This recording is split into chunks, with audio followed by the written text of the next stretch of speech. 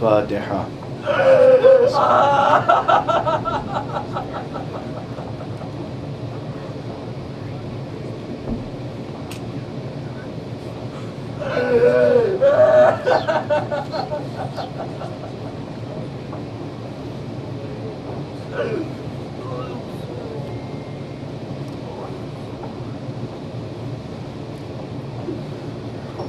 اعوذ باللہ من الشیطان الرجیم، بسم اللہ الرحمن الرحیم، الحمد للہ رب العالمین، والصلاة والسلام على اشرف الخلائق اجمعین، سیدنا و سید الاولین والآخرین، حبیبنا و حبیب الہ العالمین، امام المرسلین و خاتم النبیین، ابی القاسم المصطفى محمد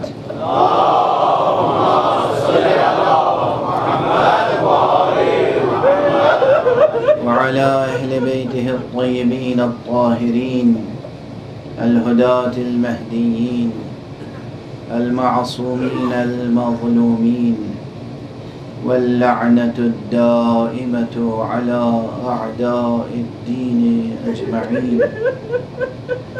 أما بعد، فقد قال الله تعالى عز اسمه في محكم كتابه ومتقن خطابه، بسم الله الرحمن الرحيم، قل إن صلاتي ونسكي ومحياي ومماتي لله رب العالمين لا شريك له وبذلك أمرت وأنا أول المسلمين. صدق الله العلي العظيم.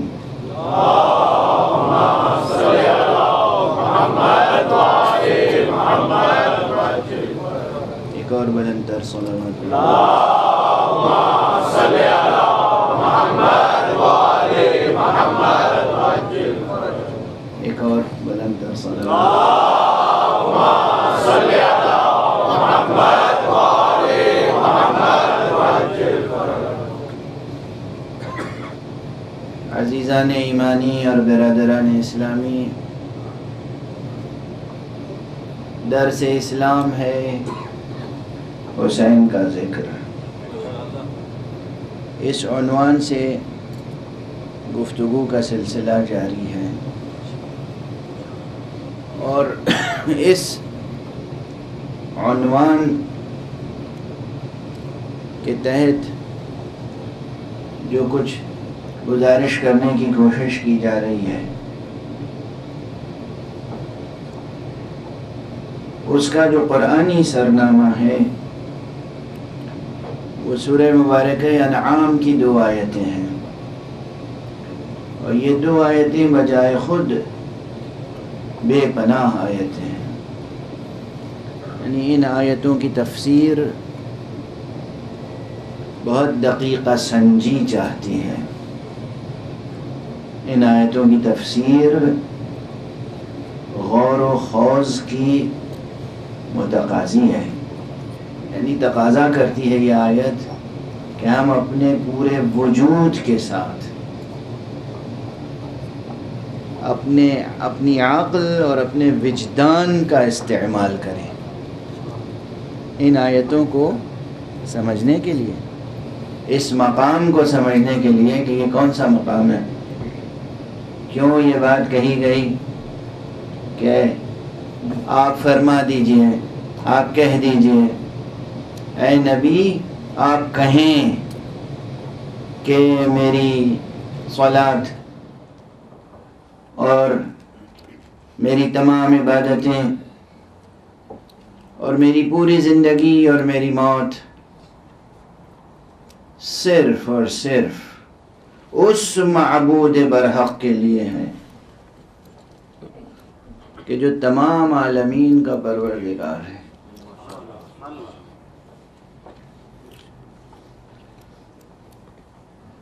لا شریک لہ، اس کا کوئی شریک نہیں ہے. وَبِذَلِكَ أُمِرْتُ، اور اسی بات کا مجھے حکم دیا گیا. وَأَنَا أَوَّلُ الْمُسْلِمِينَ، اور میں سر تسلیم خم کرنے والوں میں سب سے پہلا ہوں. ہر لفظ صرف نحوی ترکیب کے اعتبار سے نہیں، معنوی ارتقاء اور تکامل کے لحاظ سے،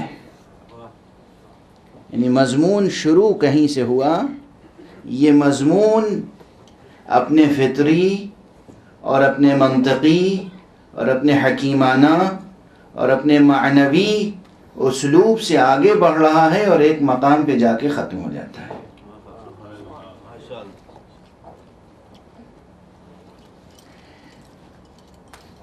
یعنی بجائے خود یہ ایک مکمل بیان ہے، فکری، نظری، علمی اور عملی دونوں جہتوں سے ایک مکمل بیان ہے. بلکہ مجھے کہنے دیجیے یہ فقرہ جو بعض اور آیتوں سے متعلق بھی کہہ چکا ہوں کہ اگر قرآن مجید کی کوئی آیت بھی باقی نہ رہ جاتی، اگر فرض محال، اور صرف یہ 2 آیتیں باقی رہ جاتی قل سے لے کر وَأَنَا أَوَّلُ الْمُسْلِمِينَ تک، تو محمد ابن عبداللہ کی نبوت کے ثبوت کے لیے کافی تھی. محمد وآل محمد،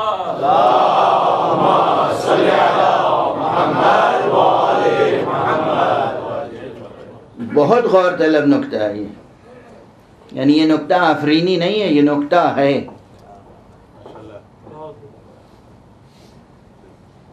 یہ بہت بڑا مسئلہ ہے. نبوت کے اثبات کے لیے کافی ہے، چونکہ بات کس مقام سے شروع ہو رہی ہے؟ قل سے شروع ہو رہی ہے. اگر قل کو سمجھ لیں تو اس کے معنی یہ ہے کہ متکلم خود نہیں کہہ رہا ہے، کوئی کہلوا رہا ہے. کہلوا کون رہا ہے؟ وہ ذات کہلوا رہی ہے کہ آپ کہہ دیجئے کہ میری صلات، میری عبادتیں، میری زندگی، میری موت سب اس کے لیے ہے. وہ کہلوا رہا ہے کہ آپ کہہ دیجئے. یہاں وہ کہلوا رہا ہے قل کا فاعل، قل کے فاعل پہ غور کیجئے گا تو توحید سمجھ میں آ جائے گی، اور خود لفظ قل کے قائل پہ غور کیجئے گا تو نبوت سمجھ میں آ جائے گی، اور جو اس کے بعد مقول ہے، جو بات کہی گئی ہے، وہ سمجھ لیجئے گا تو معیار عصمت سمجھ میں آ جائے گی. برائے خوشنو دیے محمد آل محمد، بلند تر صلوات.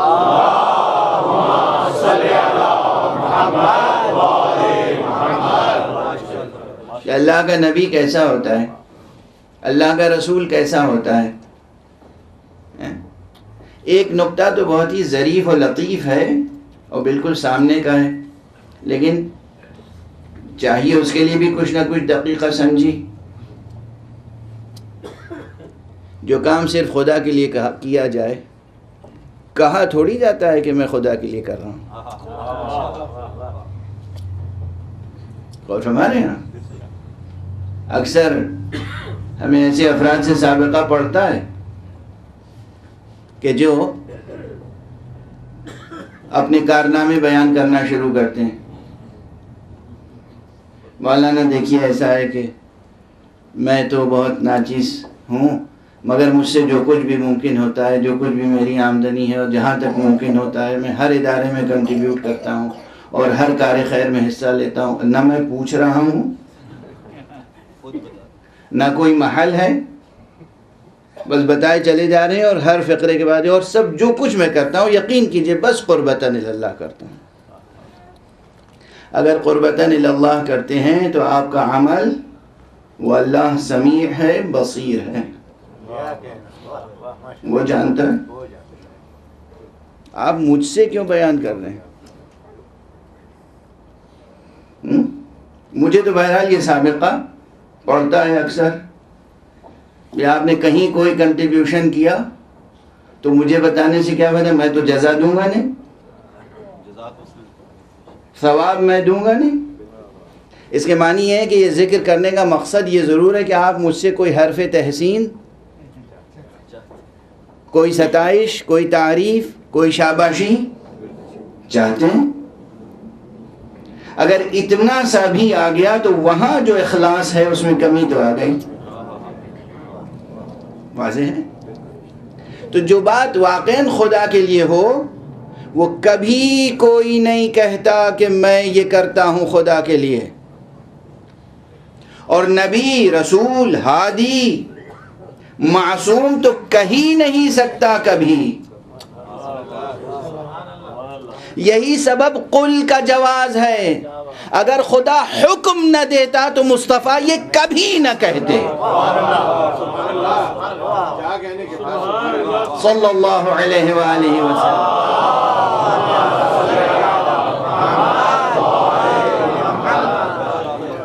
یہ کوئی سوچ سکتا ہے کہ حضور کوئی عمل خدا کے لیے کریں گے اور پھر فرمائیں گے کہ میں یہ خدا کے لیے کر رہا ہوں؟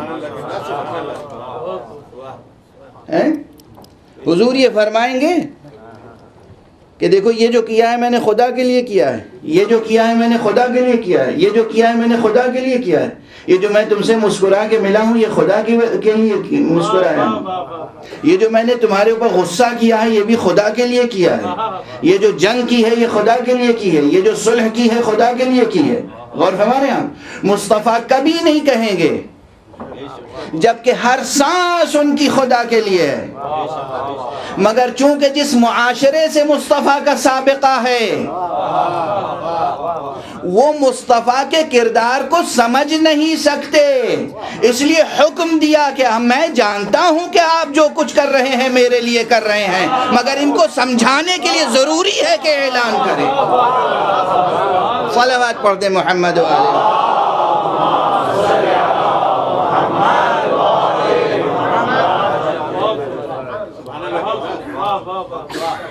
ورنہ کل یہ کہیں گے کہ محمد نے بنی ہاشم کے اعزاز کے لیے جنگ کی تھی، محمد نے صلی اللہ علیہ وآلہ وسلم۔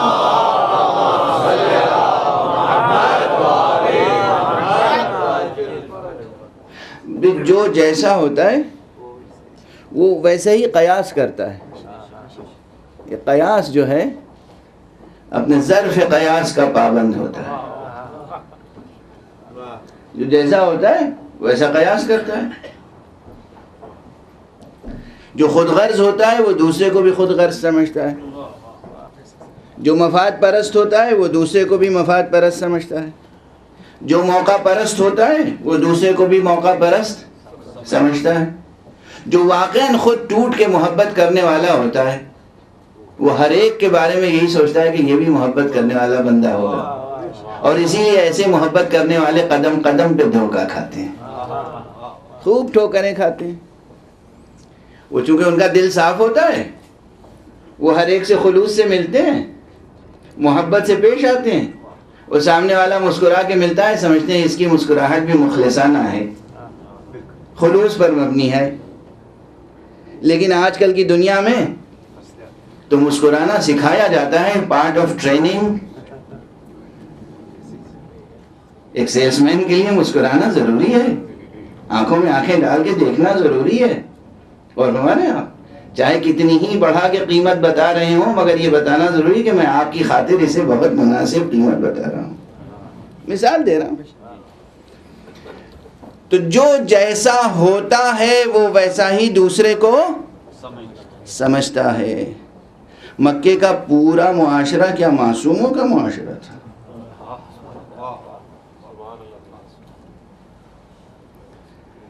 جو شجاع تھے وہ پیغمبر کو بھی شجاع سمجھتے تھے، اور جو شجاع نہیں تھے، بزدل تھے، وہ کیا سمجھتے؟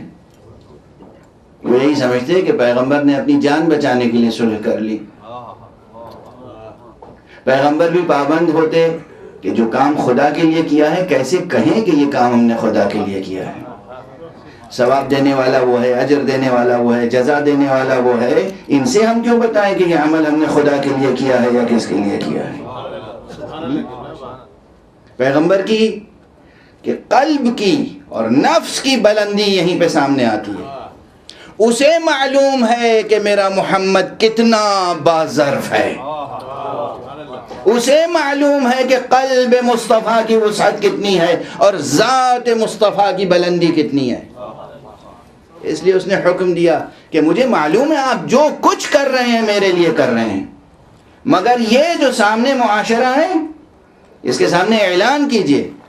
قل ان صلاتی، کہہ دیجئے کہ بے شک، بالتحقیق میری نماز، اور یہ میں کہہ چکا پہلے ہی دن کہ یہ جو ترجمہ صلاۃ کا نماز کر رہا ہوں یہ میری مجبوری ہے. میں عاجز ہوں، اعتراف کر رہا ہوں. میں لفظ صلاۃ کا ترجمہ اردو یا فارسی میں یا کسی زبان میں نہیں کر سکتا. میں اپنی جہالت کا اعتراف کر رہا ہوں.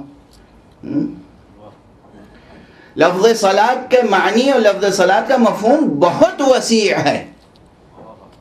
یہ ذکر اس لیے کرتا رہتا ہوں تاکہ جن حضرات کے ذہنوں میں جستجو ہو وہ ذوق جستجو اور بیدار ہو جائے. کہہ دیجئے کہ میری صلاۃ اور نسک. اب نسک کے کیا معنی ہے؟ ڈکشنری میں لفظ نسک بھی لغوی معنی کے اعتبار سے بھی، ڈکشنری میننگ کے اعتبار سے بھی بہت وسیع معنی ہے اس کے. مثلا نسک کے معنی اگر ثوب کے ساتھ آئیں، نسک الثوب، تو اس کے معنی یہ ہوں گے کہ لباس کو پاک کیا، طاہر کیا، پاک کرنے کے معنی میں. اگر زمین کے ساتھ آ جائے تو اس کے معنی یہ ہوں گے کہ زمین جو ہے وہ اس قابل نہیں تھی کہ وہ زرخیز ہوتی، اسے زرخیز بنانے کے لیے اس زمین کی پرورش کی گئی. تو نسک کے معنی وہاں آئیں گے کہ زمین کو زرخیز بنانا، زمین شور کو زمین زرخیز میں تبدیل کرنا. اور پھر کلی اعتبار سے اپنے نفس کو پاک کرنا، یہ بھی نسک کے معنی میں شامل ہے. اور یہ سب متداول معنی ہے. یہ ان معانی میں یہ لفظ عرب استعمال کرتے تھے. اس زمانے کی عربی شاعری اور اس زمانے کے محاورات، یعنی یہ لفظ متروک نہیں تھا اور آج بھی متروک نہیں ہے. اور ایک بات عرض کروں، متروک کا کلمہ آج پھر زبان پہ آ گیا.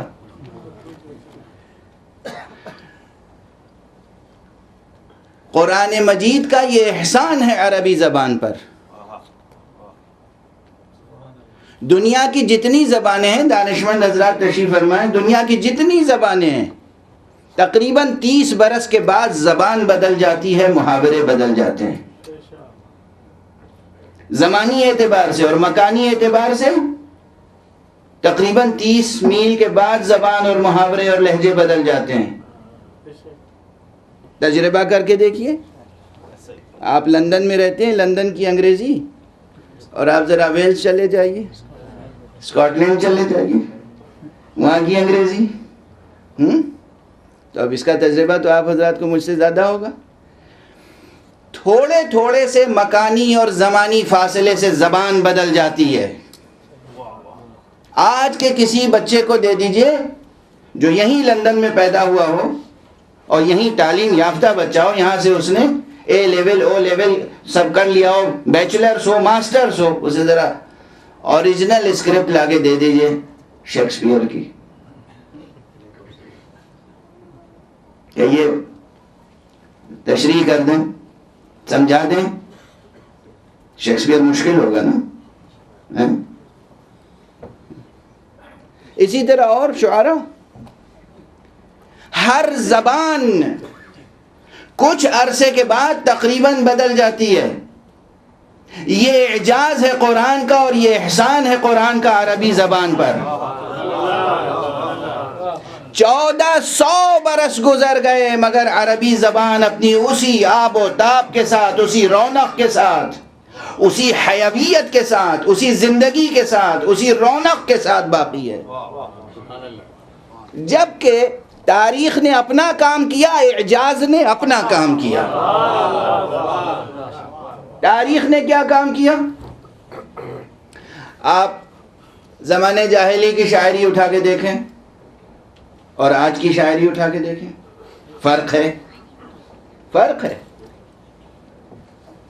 فاصلوں، آپ مصر چلے جائیں، وہاں لوگوں سے گفتگو کریں، اور لبنان چلے جائیں، وہاں لوگوں سے گفتگو کریں، عراق چلے جائیں، وہاں لوگوں سے گفتگو کریں، حجاز چلے جائیں، وہاں لوگوں سے گفتگو کریں۔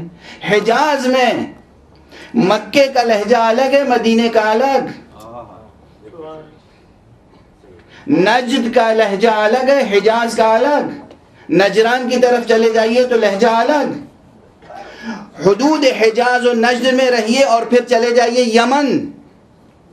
یمن وہ جگہ ہے کہ جہاں سے عربی کا آغاز ہوا ہے، زبان عربی کا۔ یمن کا لہجہ بالکل الگ۔ یہ مقامی لہجے آج بھی الگ الگ ہیں، مگر ان تمام لہجوں کے باوجود جب فصیح عربی لکھی جائے گی اور بولی جائے گی تو دنیا کے کسی بھی گوشے میں چلے جائیے، وہ سمجھی بھی جائے گی، پڑھی بھی جائے گی اور برتی بھی جائے گی۔ یہ لطف ہے قرآن مجید کا۔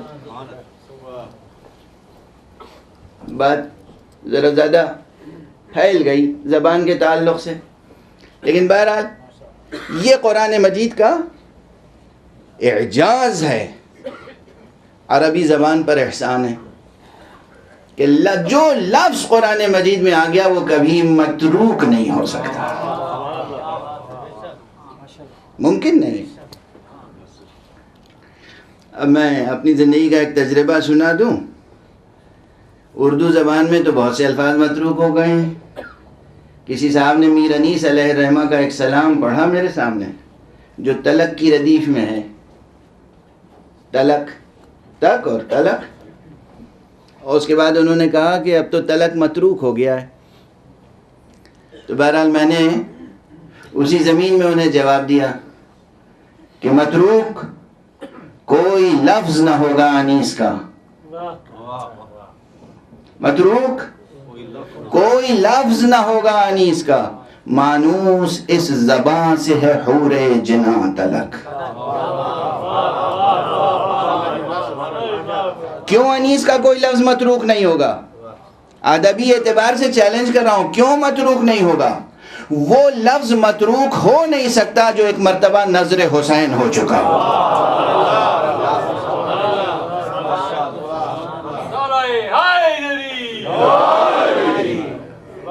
جو سرکار سید الشہداء کی نظر ہو چکا ہے وہ لفظ متروک نہیں ہو سکتا۔ اب بات یہاں تک آ گئی ہے تو ایک مطلع اور عرض کر دوں، اور ظاہر ہے کہ اس میں فضائل بھی ہیں اور مصائب بھی، ضبط کر کے سن لیجئے گا کہ آواز سخن ہے کہاں سے کہاں تلک، آواز سخن ہے کہاں سے کہاں تلک، گہوار مسیح سے نو کے سنا تلک۔ سخن، سخن، گفتگو۔ دیکھیے بات کہاں سے کہاں پہنچ گئی، بہت بلند افق تک پہنچ گئی گفتگو۔ لفظ سے سروکار تھا ہمارا، لیکن بات کہاں تک پہنچ گئی؟ ذکر حضرت سید الشہداء ابو عبداللہ الحسین۔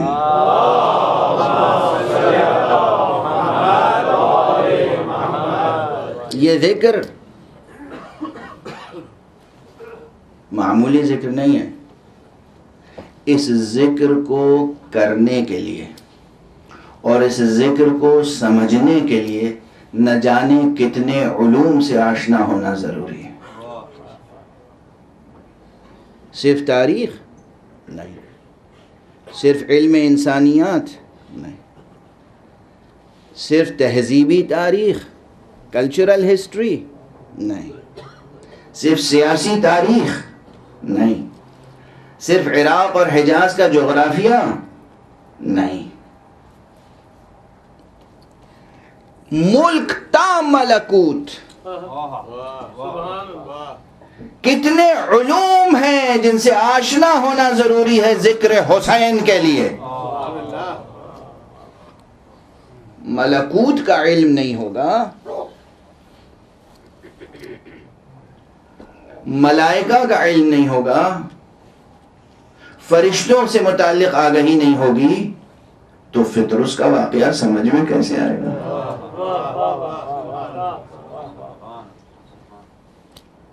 چاہے آقا کا بچپن ہو، آقا کی ولادت کے وقت کے کرامات و معجزات ہوں، یا شہادت کے بعد خود حضور صلی اللہ علیہ وآلہ وسلم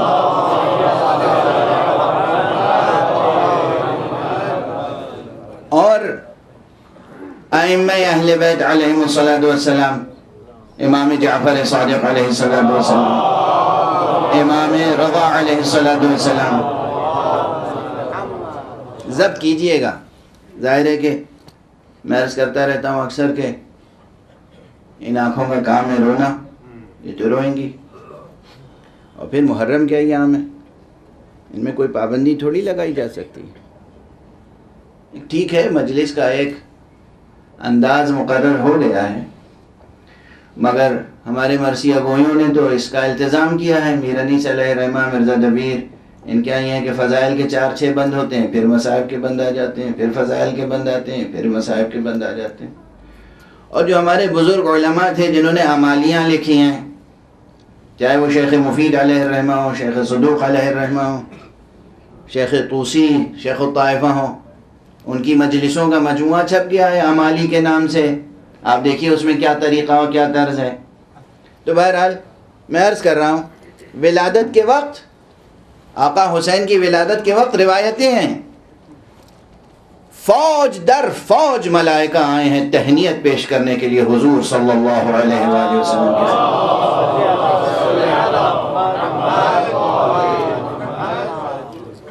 کوئی ملک، کوئی فرشتہ، تمام ملائکہ اور روح سب نازل ہوئے. کس لیے؟ تاکہ رسول اللہ کی خدمت میں تہنیت پیش کریں، تبریک پیش کریں. یا رسول اللہ، یا محمد ابن عبداللہ، آپ کو مبارک ہو یہ بیٹا. اب یہ روایت اگر علم ملکوت نہ ہو، فرشتوں سے متعلق علم نہ ہو یا معلومات نہ ہو، تو ذکر حسین ممکن ہوگا؟ صرف عبارت پڑھ کے گزر جائیں؟ عبارت کی گہرائی، فرشتے کے آنے کے کیا معنی ہوتے ہیں؟ ایک فرشتے کا نازل ہونا ایک مسئلہ ہوتا ہے، فوج در فوج فرشتے آ رہے ہوں، جبرائیل آ رہے ہوں، روح نازل ہو رہا ہو. یہاں روح نازل ہو رہا ہو میں نے کہا ہے، سبقت لسانی نہیں ہے. وہ روح جو مؤنث ہے وہ دوسرے معنی میں ہے، یہ روح دوسرے معنی میں. یہ وہ روح ہے جس کا تذکرہ سورہ مبارکہ ہے اِنَّا أَنزَلْنَاهُ میں. دو نوری مخلوق ایسے ہیں کہ جن کا نام روح ہے، اور یہ جبرائیل سے الگ ہیں.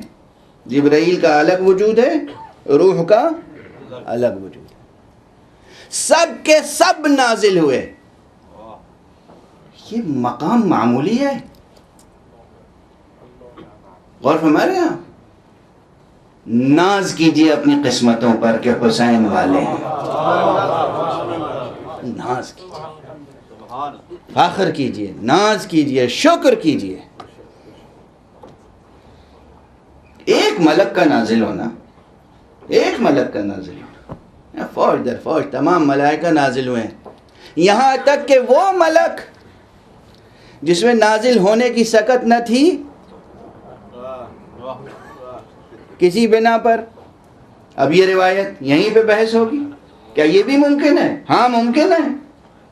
ملائکہ کی قسمیں ہیں، ملائکہ کی صنفیں ہیں. یہ ہوا. فطرس نہیں آ سکتا تھا خود، تو اس نے جبرائیل کا سہارا لیا. جبرائیل امین ساتھ لے کر آئے، اور اس کے بعد حضور سے اجازت طلب کی، یا رسول اللہ ایک اور آیا ہے، اب میں اپنی اردو زبان میں کہہ دوں، گویا کہ ایک گنہگار آیا ہے، اس نے باریابی چاہتا ہے اور اس کی دو حاجتیں ہیں، مبارکباد بھی پیش کرنا چاہتا ہے اور سفارش بھی کرانا چاہتا ہے، شفاعت کا متمنی ہے۔ انسانوں، تمہیں حسین کی شفاعت پر یقین نہیں ہے، فرشتے حسین کی شفاعت کے محتاج ہیں۔ نعرہ حیدری، فرشتے حسین ابن علی، حسین ابن رسول، حسین ابن زہرا اس کی شفاعت کے محتاج ہیں، محتاج۔ دنیا نہیں جانتی حسین کون ہے۔ حضور نے اجازت دی، پطرس آیا اور اس نے گہوارے حسین سے خود کو مس کیا ہے۔ اب یہ جملہ کوئی نیا نہیں ہے، لیکن میں عرض کر رہا ہوں تاکہ آپ کے عقیدے اور ایمان میں ایک تازگی پیدا ہو۔ غور فرمائیے کہ اس وقت حسین گہوارے میں تھے، حسین کے جسم سے مس نہیں کیا ہے اس نے اپنے آپ کو، روایت میں یہی ہے حسین کے گہوارے سے خود کو مس کیا ہے۔ اگر حسین کے گہوارے سے مس کرنا بدعت ہوتا تو رسول روکتے۔ کل وجود مبارک حسین گہوارے میں تھا اور فطرس نے گہوارے سے خود کو مس کیا ہے۔ آج وجود مبارک حسین، آج جسم مبارک حسین قبر میں ہے اور ہم اس ذریع سے مس کرتے ہیں، یہ عبادت ہے، بدعت نہیں۔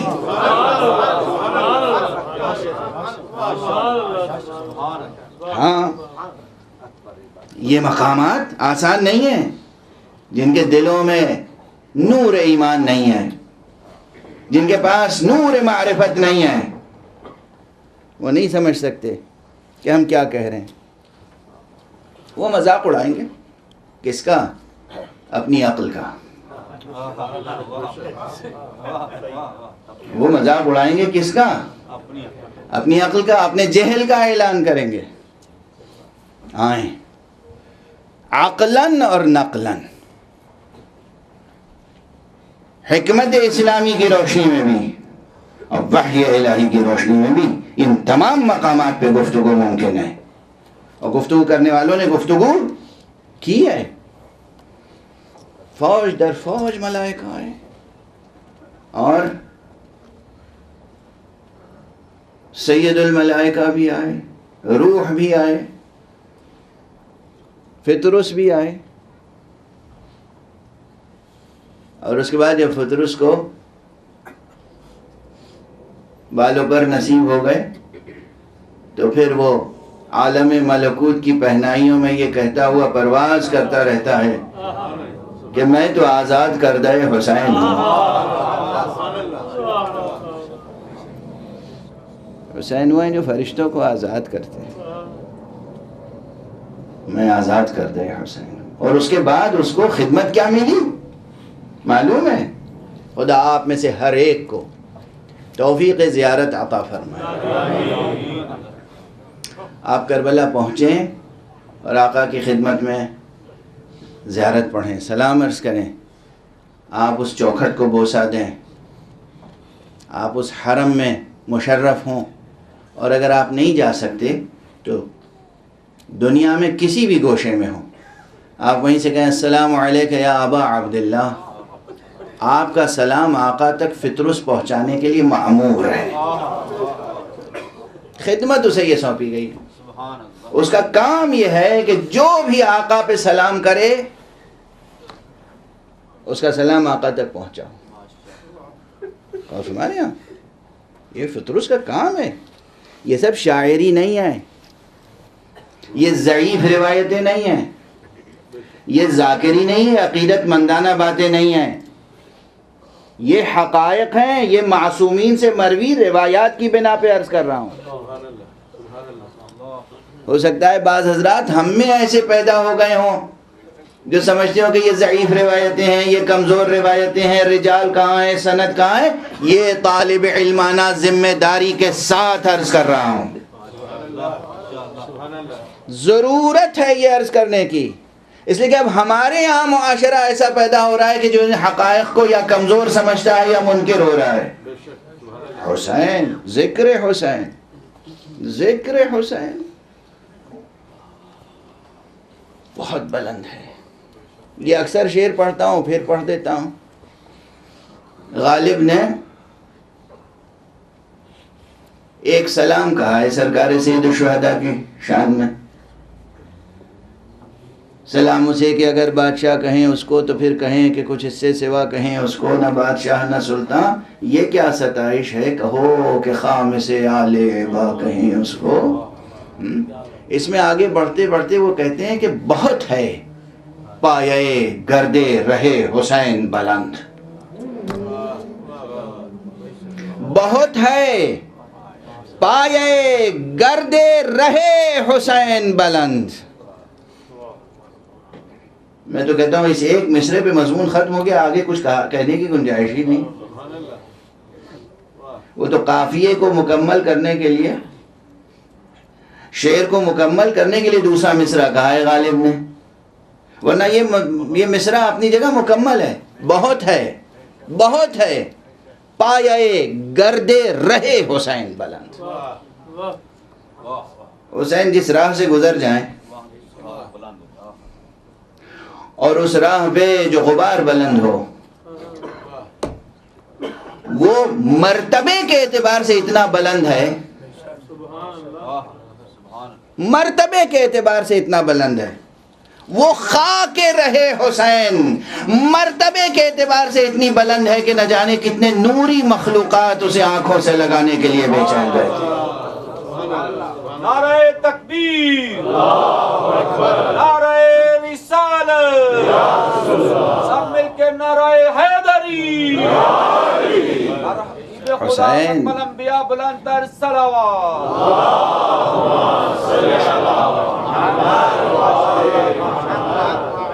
حسین، حسین،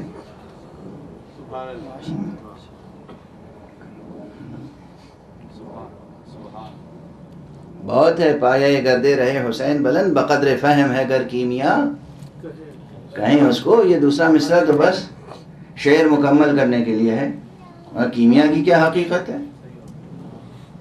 یہاں کیمیا کچھ بات بنتی ہے؟ بہت ہے پایہ گردے رہے حسین بلند۔ فرشتے معمور ہیں، آپ جہاں سے سلام کریں آقا تک پہنچتا ہے۔ یہ سب ذکر حسین کا حصہ ہے کہ نہیں؟ میں نے عرض کیا کہ ملک تا ملکوت کتنے علوم درکار ہیں ذکر حسین کے لیے۔ جب ان تمام علوم پر نظر ہو، مادیات سے لے کر مجردات و مفارقات تک، جب اتنے علوم پر نظر ہو تو ذکر حسین کے قابل ہوتا ہے انسان، اور جب اس سطح سے ذکر ہو حسین کا تب اسلام سبق سبق کھلتا چلا جاتا ہے۔ مگر ممکن ہے کہ آپ اسلام کو سمجھیں توحید کے بغیر، مگر ممکن ہے کہ آپ اسلام کو سمجھیں وحی کے بغیر۔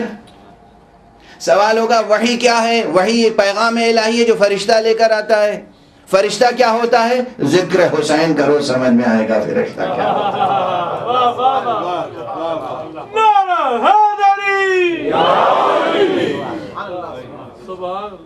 ذکر حسین کرتے چلے جائیے، سبق در سبق اور افق در افق اسلام کھلتا چلا جاتا ہے۔ دیکھیے میں یہی سمجھ رہا ہوں کہ ابھی تمہید ہے، وقت ختم ہو گیا، اور ان ملکوں کی مجبوریاں، ظاہر ہے کل آپ حضرات کو بچوں کو اسکول جانا ہے، آپ حضرات کو اپنے اپنے کام پہ جانا ہے، تو میں زیادہ دیر تک دراز نفسی کر نہیں سکتا، اس لیے بیان کو سمیٹنا بھی ضروری ہوتا ہے۔ لیکن یہی مقام بہت تعمق، بہت تفصیل کا متقاضی ہے. ذکر حسین، درس اسلام ہے حسین کا ذکر. اب حسین علیہ السلام کے ذکر کے تعلق سے یہ چند جملے میں نے کہے، اب درس اسلام کے تعلق سے بھی کچھ کہہ دو. گزشتہ 2 روز سے میں عرض کر رہا ہوں کہ سب سے پہلا درس، سب سے پہلا سبق کیا ہوتا ہے کہ ہمیں اس حق سبحانہ و تعالیٰ کے سامنے سر تسلیم خم کرنا ہے. یہ سب سے پہلا سبق بھی ہے، یہ سب سے آخری سبق بھی ہے. یہ سبق بہت اہم ہے اور اس ایک سبق میں سب کچھ پوشیدہ ہے. لیکن اگر اس سبق کے بعد مقام نبوت اپنی جگہ، اس کے بعد جو بات توحید کو تسلیم کر لینے کے بعد سب سے اہم اور سب سے زیادہ غور طلب ہے، وہ ہے آخرت، درس آخرت. تمام ادیان جن کی بنیاد وحی الہی پر ہے، توحیدی ادیان، جتنے بھی بلیورز ہیں وہ اس پر یقین رکھتے ہیں کہ ایک خدا ہے پیدا کرنے والا، اور ہمیں اس زندگی کے بعد، اس دنیاوی زندگی کے بعد حقیقی زندگی سے ہمیں دوچار ہونا ہے. حقیقی زندگی ہمیں نصیب ہوگی اس دنیا کے بعد.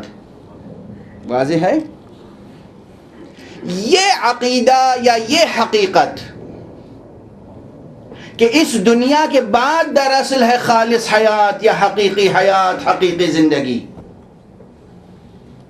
یہ سبق بھی اگر پوری قوت کے ساتھ، پوری توانائی کے ساتھ، پوری صراحت کے ساتھ، پوری وضاحت کے ساتھ، پوری بلاغت کے ساتھ کوئی سمجھا سکتا ہے تو حسین ابن علی. جو حسین تک نہیں پہنچا نا وہ آخرت سمجھ ہی نہیں سکتا ہے، آخرت نہیں سمجھ سکتا. بیانات سے آخرت سمجھ میں نہیں آتی. ذرا اپنی طبیعتوں پہ قابو رکھیں، چند جملے عرض کر لینے دیں. پوری زندگی خدا کی خاطر بسر کرنے کی جو تلقین کی گئی ہے وہ اسی لیے کہ دراصل یہ جو تمہیں زندگی ملی ہے چند روزہ، یہ 10 برس، 20 برس، 50 برس، 100 برس پروردگار آپ حضرات کو تا ظہور حضرت حجت عمر عطا فرمائے. مگر بہرحال ایک طبیعی عمر جو ہے وہ معین ہے، 60 70 برس، 80 برس، 90 برس، 100 برس. میں تمنا کرتا ہوں آپ میں سے ہر ایک کے لیے کہ پروردگار ہم عدد اسم علی 110 برس کی عمر سب کو عطا کرے انشاءاللہ. لفظ علی کے عدد 110 ہیں. آپ سب کو امام امیر المومنین علیہ السلام کے اسم گرامی کا تصدق،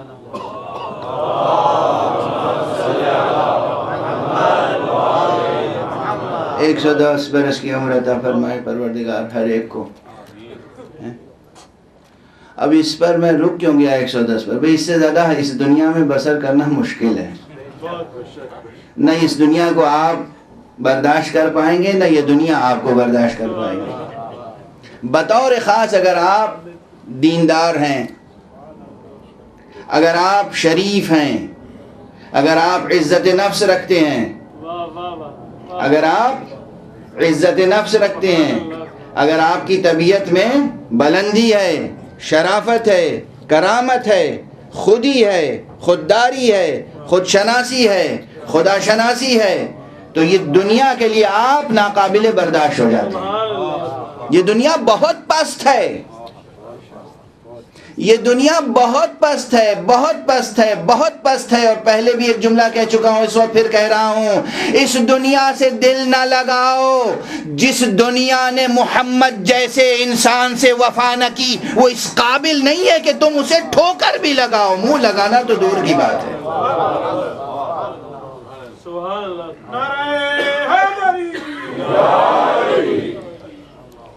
منہ لگانا تو دور کی بات ہے، ٹھوکر بھی، آپ کی ٹھوکر بڑی بلند ہے، آپ انسان ہیں، انسان ہیں، انسان کا رتبہ معلوم ہے کیا ہے؟ بہت بلند ہے انسان کا رتبہ۔ اور پھر وہ انسان جو انسان مومن ہو، وہ انسان جو انسان مسلم ہو، وہ انسان جو انسان مومن ہو، وہ انسان جو انسان محمدی ہو، وہ انسان جو انسان علوی ہو، وہ انسان جو انسان حسینی ہو، اس کی بلندیوں کا کوئی اندازہ ہے؟ تو پہلا سبق توحید کے ساتھ پوری زندگی نظر خدا کرنا، دوسرا سبق آخرت۔ اب بس آج طبیعت ساتھ نہیں دے رہی ہے، قبل اس کے کہ آواز ساتھ چھوڑ دے۔ محمد وآل محمد بلند تر صلوات۔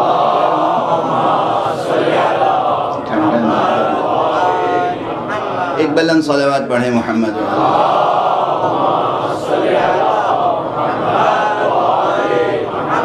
ایک اور بلند صلوات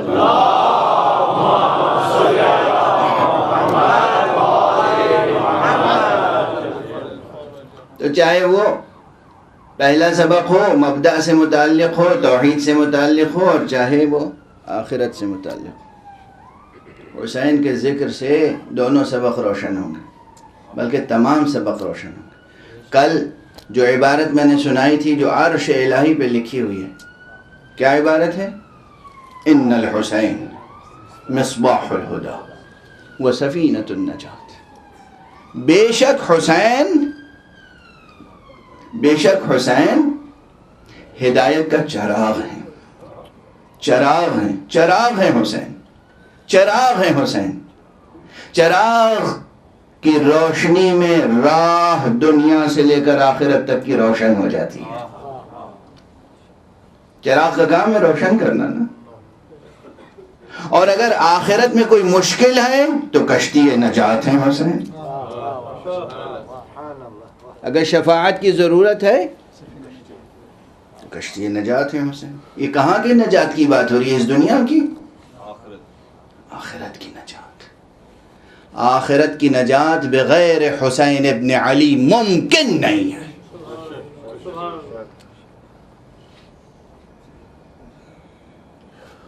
اور جنہیں معرفت حسین کی تھی، کیسے بلند کردار کے مالک ہوئے۔ بس اب طاقت میری ساتھ چھوڑ رہی، اس لیے میں بیان کا رخ موڑ دوں۔ جو حسین شناس تھے، ان کے اندر کیسی معرفت تھی، کیسی نورانیت تھی، کیسا تفقہ تھا، تفقہ، سوجھ بوجھ، فہم، دینی شعور، ملک سے ملکوت تک کی آگہی اور آگاہی۔ اس کی ایک مثال وہ ذات گرامی ہے جس کو ایک ایسا کام سپرد کیا گیا ہے جو فطرس سے ملتا جلتا ہے۔ فطرس کا کام ہے سلام پہنچانا، دور سے جو لوگ سلام بھیجیں وہ آقا تک پہنچائیں، یہ کام فطرس کا ہے۔ جو لوگ کربلا پہنچ کے آقا کی حاضری میں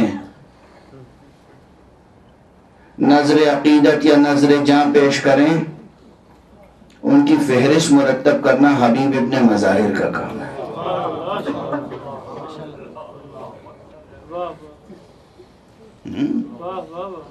حبیب کا ایک خاص کام ہے، حبیب کو ایک وظیفہ دیا گیا ہے، کام ہے حبیب کا، اور بڑا مرتبہ ہے حبیب کا۔ علم رجال اور تاریخ اٹھا کے دیکھیں، حضرت حبیب ابن مظاہر وہ ہیں کہ جنہوں نے حضور صلی اللہ علیہ وآلہ وسلم کو بھی دیکھا، حضور کی باتیں سنی، صحابی رسول ہیں، بچپن کا زمانہ ضرور تھا مگر یہ ایسا بچہ تھا جسے اپنے بچپن میں بھی حسین سے عشق تھا، عشق تھا حسین سے۔ کیسا بچہ رہا ہوگا یہ؟ مدینے میں تو کتنے بچے تھے مگر یہ بچہ، ارباب سیر، ارباب تاریخ لکھتے ہیں کہ مدینے کی گلیوں میں جب حسین گزرتے تھے تو ایک بچہ پیچھے پیچھے چلتا تھا اور جہاں حسین قدم رکھتے تھے وہ وہاں سے خاک اٹھا کے آنکھوں سے لگاتا تھا۔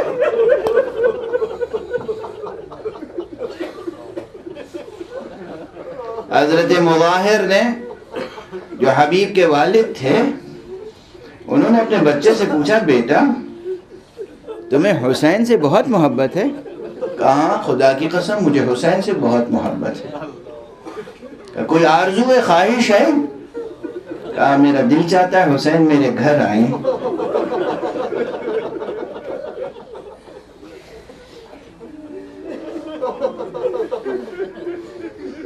اب یہاں پہ روایت ہے کہ حضرت مظاہر نے اپنے بچے حبیب کی فرمائش پر جناب امیر المومنین سے درخواست کی، رسول خدا سے درخواست کی کہ آپ ہمارے گھر کو رونق بخشیں اور اپنے بیٹے اور اپنے نواسے کو ساتھ لے کے آئیں، یہ میرے بچے کی خواہش ہے۔ اب آپ میں سے بہت سے حضرات اس واقعے سے واقف ہوں گے۔ تذکرہ ہے یہاں اس بچے کا عالم یہ تھا، ایک خوشی ہوتی ہے بچپن میں کہ جسے میں چاہتا ہوں میرے گھر آ رہا ہے۔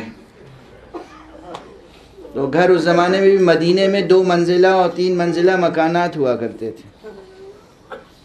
یہ حبیب فرط مسرت میں اپنے گھر کے بالائی حصے پہ چلے گئے اور جھانک جھانک کے دیکھ رہے ہیں، جھک جھک کے دیکھ رہے ہیں حسین آ رہے ہیں یا نہیں آ رہے ہیں۔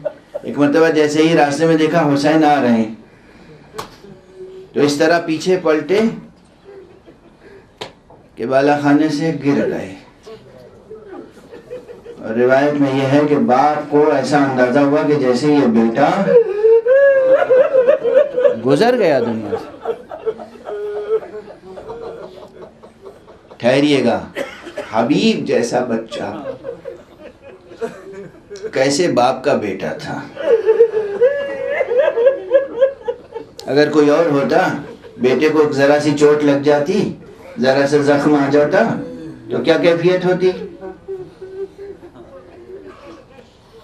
مگر یہاں باپ سمجھ رہا ہے کہ بیٹا گزر گیا، اس نے بیٹے کو ایک حجرے میں لٹا دیا، چادر اڑا دی تاکہ آنے والے مہمانوں کو احساس نہ ہونے پائے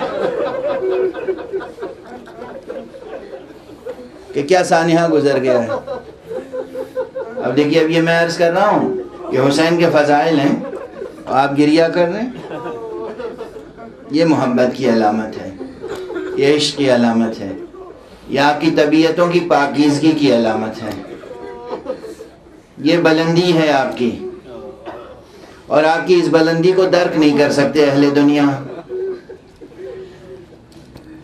اور یہیں پر ٹھہر کر میں نے کیا کہا تھا کہ حسین کا تذکرہ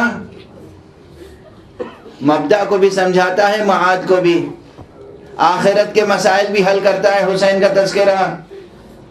یہیں آخرت میں سب سے بڑی مشکل کیا ہے؟ بڑے بڑے حکماء، فلاسفہ، متکلمین، ان کے لیے سب سے بڑی مشکل یہ ہے کہ حیات بعد الموت کو ثابت کیسے کریں، یہ کیسے ثابت کریں کہ مرنے کے بعد دوبارہ زندہ ہوا جا سکتا ہے، پروردگار سب کو زندہ کرے گا۔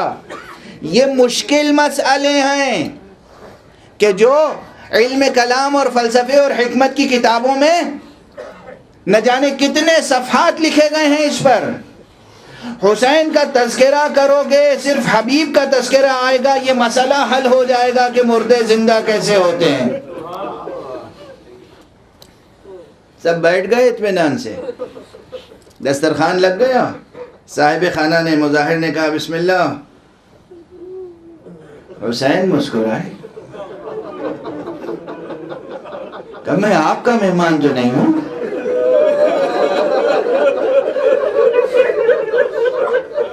وہ میرا دوست کہاں ہے؟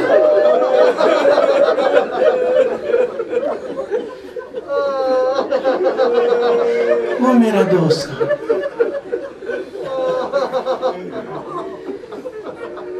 مجبور ہوئے مظاہر، ماجرا بیان کیا۔ حسین کے انفاس قدسیہ کی برکت سے حبیب کو دوبارہ زندگی ملی، اسی لیے جناب حبیب کی بعض زیارتیں جو مروی ہیں یا منقول ہیں یا عرفاء نے جنہیں تجویز کیا ہے زیارت پڑھنے کے لیے، اس میں ایک فقرہ آتا ہے کہ سلام ہو حسین کے اس عاشق پر جسے 2 زندگیاں ملی اور 2 موت نصیب ہوئی۔ اور یہ کمال ہے کہ پہلی زندگی اور موت بھی حسین کے حوالے سے اور دوسری زندگی اور موت بھی حسین کے حوالے سے۔ پروردگار آپ کو کسی غم میں نہ رلائے سوائے غم حسین کے۔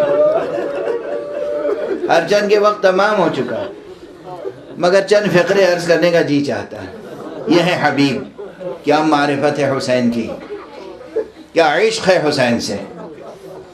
یہ حبیب کوفے میں ہے، حبیب کا علمی مرتبہ بہت ہے، حبیب فقیہ ہے، حبیب عارف ہے، حبیب مفسر ہے، حبیب امیر المؤمنین سے خصوصی علم حاصل کرنے والا صاحب راز اور صاحب علم ہے۔ حبیب کا علمی مرتبہ عبداللہ ابن عباس سے کہیں بلند تر ہے، جنہیں دنیا حبر الامہ کہتی ہے۔ عبداللہ ابن عباس برسوں بیٹھتے تو شاگردی کرتے حبیب ابن مظاہر کی۔ حبیب کا مرتبہ علمی مرتبہ بہت ہے، اور پھر حبیب کی شجاعت، حبیب کا تقوی، حبیب ایک کردار ہے اوصاف سے سجا ہوا۔ اور حبیب نے بہت جہاد کیا ہے۔ جب جناب مسلم نے عقیل کوفے میں آئے ہیں تو حبیب تھے جو سرکار سید الشہداء کے لیے بیعت لیتے تھے تمام مومنین سے، فہرست تیار کرتے تھے۔ اور حبیب کی وجاہت یہ تھی کہ عبید اللہ ابن زیاد کے تمام تر مظالم کے باوجود بڑے بڑے قید کر لیے، مگر مجال نہ ہوئی کسی کی کہ حبیب ابن مظاہر کو قید کر سکے۔ یہ کوہ گرائیں، آپ صرف مصائب کے چند فقروں میں حبیب کا ذکر سنتے رہتے ہیں اور پڑھ کے گزر جاتے ہیں۔ آپ کو معلوم ہے کہ اس زمانے میں کوفے میں بڑے بڑے شیعوں کو یا امام حسین کے فدائیوں کو گرفتار کر کے قید کر دیا گیا تھا، مگر جو لوگ شروع سے آخر تک کھل کر حسین کے ساتھ رہے، پھر بھی کسی کی مجال نہ تھی جو گرفتار کر سکے، ان میں سے ایک حبیب تھے۔ یعنی ایک طرف آپ غور فرمائیں کہ علمی مرتبہ، اور ایک طرف وجاہت، حیثیت، شجاعت، دبدبہ، یہ حبیب۔ اور پھر سب سے بڑی بات یہ ہے کہ یہ حبیب وہ ہیں کہ جو منتظر رہے۔ پہلے حبیب حسین کو خط لکھا کرتے تھے، جب تک حبیب کوفے میں رہے اور حسین مدینے میں رہے تو حبیب حسین کو خط لکھا کرتے تھے، اور جب حسین کربلا آ گئے تو حسین نے حبیب کو خط لکھا۔ اور کس عنوان سے لکھا ہے؟ بسم اللہ الرحمن الرحیم، من الحسین ابن علی ابن ابی طالب الى الرجل الفقیہ۔ سلام ہمارا حبیب آپ کی روح پر، آپ کے جسم پر، آپ کے جسد پر۔ حبیب، بس 2-3 فقرے اور عرض کر لینے دیجئے۔ اب دیکھیے میں روز یہ کہہ رہا ہوں، اب جو پورے سال بھر زندہ رہے گا وہ گریہ کرے گا۔ اب آپ یہ مصائب کے مواقع چند جملے سنیں اور اس کے بعد اپنے آنسو نظر کریں آقا کی۔ جب آقا کا خط ملا حبیب کو، حبیب کس اہتمام سے کربلا پہنچے، یہ سب آپ کے ذہنوں میں ہے، میں دہرانا نہیں چاہتا۔ کس طریقے سے نکلے ہیں کوفے سے، کیسے پہنچے ہیں، وہ بھی ایک تفصیلات ہیں۔ وقت کی نزاکتوں کا لحاظ کرتے ہوئے حبیب پہنچے ہیں کربلا۔ جب پہنچے ہیں حبیب، تو آپ کو معلوم ہے کہ سب سے پہلے حبیب کے استقبال کے لیے آگے کون بڑھے؟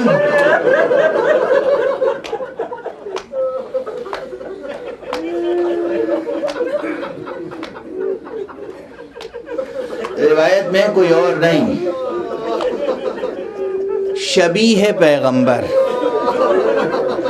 حضرت علی اکبر آگے بڑھے، حبیب کا استقبال کیا، آقا تک لائے۔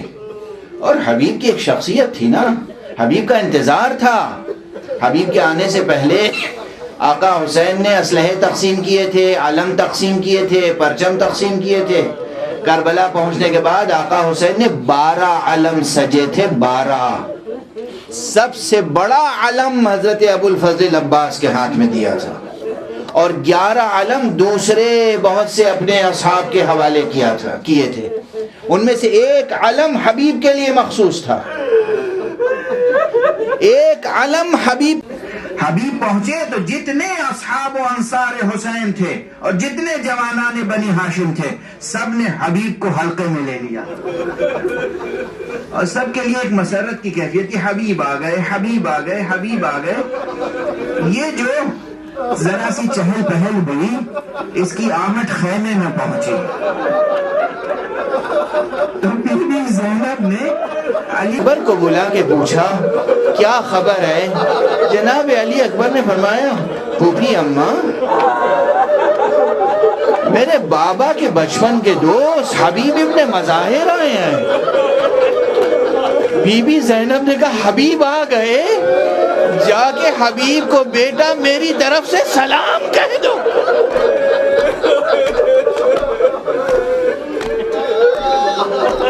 بس ذرا صبر کیجئے گا، 2 مقامات ہیں، جی چاہ رہا ہے ان مقامات کا اشارہ کر کے آگے بڑھوں۔ آپ میں سے اکثر حضرات جانتے ہیں میں زیادہ دیر تک مصائب نہیں پڑھتا ہوں، مگر ایک کیفیت ہے، اس لیے میں کچھ عرض کرنا چاہ رہا ہوں۔ شاید یہ فقرہ ذکر نہ کیا ہو کسی نے، ابھی میں مطالعہ کر رہا تھا، میری نگاہوں سے یہ فقرہ گزرا تو آپ کے حوالے کر رہا ہوں۔ علی اکبر نے آ کے بی بی کا سلام جو حبیب سے کہا، حبیب تڑپنے لگے، اور حبیب نے امام حسین سے اجازت لی، آقا اجازت ہے کہ میں در خیمہ تک جاؤں اور بی بی کے سامنے عرض ادب کروں؟ آقا حسین نے اجازت دی، حبیب در خیمہ تک آئے، در خیمہ پہ بیٹھ گئے، سر کو نہڑا لیا اور زمین سے خاک اٹھا کر سر پہ ڈالنے لگے۔ بی بی بنت زہرا، یہ وقت آ گیا ہے کہ آپ مجھے سلام کہلائیں۔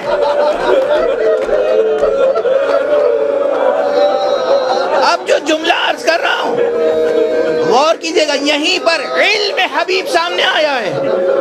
علم حبیب نے ایک مرتبہ سر سے عمامہ اتارا اور اس کے بعد کہا بی بی آپ نے مجھے سلام کہلایا ہے تو میں کچھ عرض کرنا چاہتا ہوں۔ بی بی میں آیا ہوں تاکہ یہاں شہید ہو جاؤں، اور اس کے بعد بی بی آپ کو معلوم ہے آپ کے بازوؤں میں رسن بندھے گی۔ مجھے صدمہ یہ ہے کہ اس وقت میں آپ کے دفاع کے لیے زندہ نہیں ہوں گا۔ آنے والے واقعات کا علم حبیب کو ہے۔ یہ حبیب کا مرتبہ، حبیب نے شہادت سرکار سید الشہداء کے بعد کے واقعات سنائے ہیں زینب کو۔ اور بس ایک فقرہ عرض کر لینے دیجیے، اور حبیب ہی کے تعلق سے آج حبیب پر گریہ کیجیے۔ صاحب حسین کا دوست حبیب، حسین کا جانثار حبیب، بہت بڑا مرتبہ ہے حبیب کا۔ حبیب جب شہید ہوئے، اب تفصیلات نہیں عرض کر سکتا، حبیب جب شہید ہوئے ہیں تو دشمن فوج نے جشن منایا ہے۔ بعض روایتوں میں حبیب اس بڑھاپے کی کیفیت میں، اس ضعیفی میں، حبیب نے اپنی تلوار سے 60 دشمنوں کو قتل کیا ہے۔ اس کے بعد شہید ہوئے تو حبیب کا سر قلم کیا گیا، اور سر قلم کر کے حبیب کے قاتل نے اسے اپنے گھوڑے کی گردن میں آویزاں کر دیا۔ اور 11 محرم کے بعد جب لٹا ہوا قافلہ کوفے میں داخل ہوا ہے تو حبیب کا ایک بیٹا تھا جس کا نام تھا قاسم،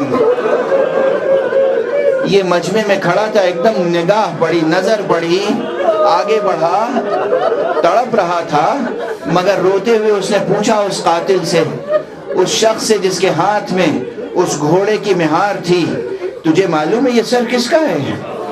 کہا یہ حبیب ابن مظاہر کا سر ہے۔ کہا میں حبیب کا بیٹا ہوں، میں درخواست کرتا ہوں یہ سر مجھے دے دے گا۔ یہاں پر کچھ روایتیں ہیں ایسی جو کہتی ہیں اس نے انکار کیا، کچھ روایتیں ہیں جو کہتی ہیں کہ اس نے کچھ پیسے لیے، کچھ طلب کیا اور تھوڑی دیر کے لیے وہ سر بیٹے کے حوالے کیا۔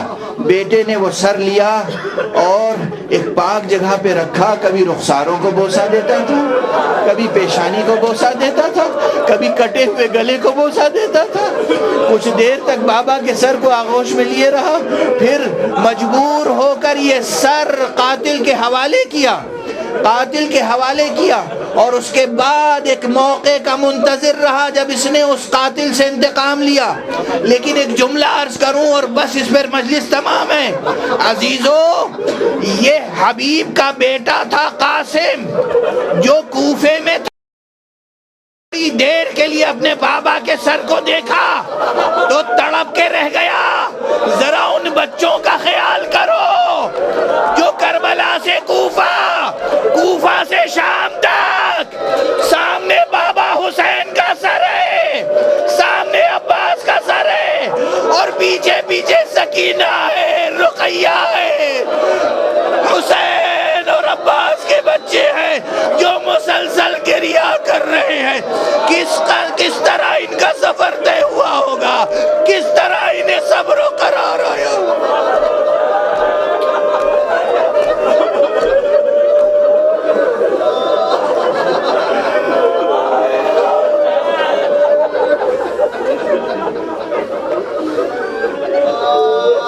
انا للہ و انا الیہ راجعون، رضا بقضائہ و تسلیما لامرہ۔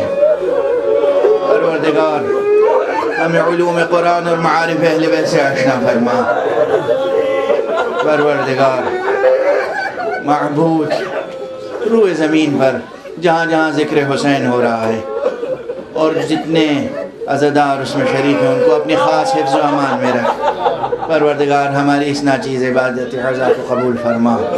پروردگار بتصدق سید الشہداء ہمیں علوم قرآن اور معارف اہل بیت سے آشنا فرما۔ پروردگار ہمارے سینوں میں چراغ توحید روشن رہے، ہمارے ہاتھوں میں ہمیشہ دامن ختم نبوت رہے، ہمارے قدم ہمیشہ صراط مستقیم ولایت پہ گامزن رہے۔ پروردگار اپنے ولی آخر کو اذن ظہور عطا فرما اور ان کے ہاتھوں سے اپنی رحمت و رافت و عدالت کا پرچم لہرا۔ ماتم حسین۔